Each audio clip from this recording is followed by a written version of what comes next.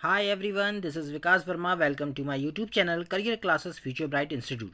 बच्चों, आज मैं आपको क्लास 12th के पोइट्री का chapter number 6 aunt Jennifer's tiger की समरी बताने जा रहा हूँ. फुल एक्सप्लेनेशन इन हिंदी, जिसके राइटर हैं एड्रेनी रिच जी. अब देखिए, इस पोयम को पढ़ने से पहले आइए हम जानते हैं कि इस कविता में कि जो एड्रेनी रिच जी जो हैं उन्होंने किस विषय में चर्चा की है. तो जो आंट जेनिफर्स टाइगर है, इस कविता में कहा गया है कि यह कविता एक पुरुष प्रधान समाज में महिलाओं के द्वारा संघर्ष कर रही हैं, उसके ऊपर प्रकाश डाला गया है. आंट जेनिफर, इस कविता में जो नायिका हैं आंट जेनिफर, उन्होंने कहा है कि संसार की उन सभी स्त्रियों की वे प्रतीक हैं जो पुरुष प्रधान समाज के द्वारा किए गए उत्पीड़न की शिकार हैं. यह कविता आंट जेनिफर द्वारा एक पर्दे पर बनाई जा रही शेर के बारे में वर्णन किया गया है कि जब वो अपने पर्दे पर शेर को बना रही थी तो उसमें दर्शाया गया है कि वो शेर जो हैं, वो बाघ जो हैं, वो उछल कूद कर रहे हैं बिना किसी भय के, बिना किसी डर के और बिना किसी बंधन के. तो आइए हम स्टेंजा के माध्यम से पढ़ते हैं कि इस स्टेंजा में, इस कविता में एड्रेनी रिच जी क्या कहती हैं. देखिए, टाइगर प्रेंस अक्रॉस अ स्क्रीन. अब देखिए, बताया गया है यहाँ पर कि जो आंट चाची जेनिफर के जो बाघ हैं वो प्रेंस प्रेंस मतलब कि उछल कूद कर रहे हैं अक्रॉस अ स्क्रीन, पर्दे पर इधर उधर वो उछल कूद कर रहे हैं. Bright topaz denizens of a world of green. Bright मतलब चमकीले, टोपाज मतलब पुखराज, डेनिजेंस मतलब निवासी, of a world of green यानी हरी भरी दुनिया में.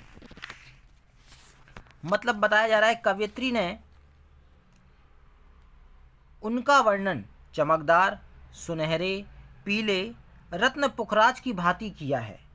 वे हरित वनों में मुक्त रूप से घूमा करते हैं या वहाँ के वो वनों के निवासी हैं. They do not fear the man beneath the tree. वे वृक्ष के नीचे खड़े मनुष्य से नहीं डरते. यहाँ पर देखिए लिखा है बीनीथ, बीनीथ मतलब होता है नीचे. They pace in sleek chivalric certainty. ये बाघ एक सभ्य, शिष्ट एवं आत्मविश्वास से भरी चाल चलते हैं. यहाँ पर कौन कह रहे हैं? यहाँ पर एड्रेनी जी कह रही हैं. फिर से देखते हैं. Aunt Jennifer tigers prance across a screen. कि चाची जेनिफर के बाघ उछल कूद कर रहे हैं. कहाँ पर? अक्रॉस अ स्क्रीन यानी वो पर्दे पर, जिस पर्दे पर वो बाघ को बना रही हैं. Bright topaz denizens of a world of green. और कवित्री ने उनका वर्णन करते हुए कहा है कि वह चमकदार, सुनहरे, पीले रत्न पुखराज की भांति दिखते हैं. They do not fear the man beneath the tree. वे हरित वनों के मुक्त निवासी हैं और वह वृक्ष के नीचे खड़े मनुष्य से नहीं डरते. They pace in sleek chivalric certainty. ये बाघ एक सभ्य, शिष्ट एवं आत्मविश्वास से भरी चाल चलते हैं. दूसरे स्टेंजा में कहा गया है, aunt Jennifer's fingers fluttering through her wool find even the every needle hard to pull. The massive weight of uncle's wedding band sits heavily upon aunt Jennifer's hands. यहाँ पर पहली लाइन में कहा गया है aunt Jennifer's fingers fluttering through her wool. दूसरे पद में आंट जेनिफर ऊन से बागों के सुंदर चित्र बनाती हुई दिखाई देती हैं. और आंट जेनिफर फिंगर्स फ्लटरिंग, उनके जो हाथ हैं, आंट जेनिफर के जो हाथ हैं वो फड़फड़ा रहे हैं यानी कि कपकपा रहे हैं. थ्रू हर वूल्स, कहाँ पर? अपने ऊनी बागों को बनाने में. जो ऊन से बागों के सुंदर चित्र बनाती हैं, उन बागों को बनाते समय उनके हाथ जो हैं वो फड़फड़ा रहे थे यानी कपकपा रहे थे. क्यों? लिखा है find even the ivory needle hard to pull. Even the ivory, ivory मतलब होता है हाथी दांत की सुई, है ना, हाथी दांत की सुई, सुई मतलब नीडल, हार्ड टू पुल यानी कठिनाई से उठाना। यहाँ तक कि आंट जेनिफर जो थी वो हाथी दांत की सुई से बना क्या पिरो रही थी, एक बाग को बना रही थी पर्दे पर, और उस सुई को हार्ड टू पुल बहुत मुश्किल से ही उठा पा रही थी। The massive weight of uncle's wedding band. Massive means होता है भारी, वेडिंग मीन्स शादी, और बैंड मतलब बंधन।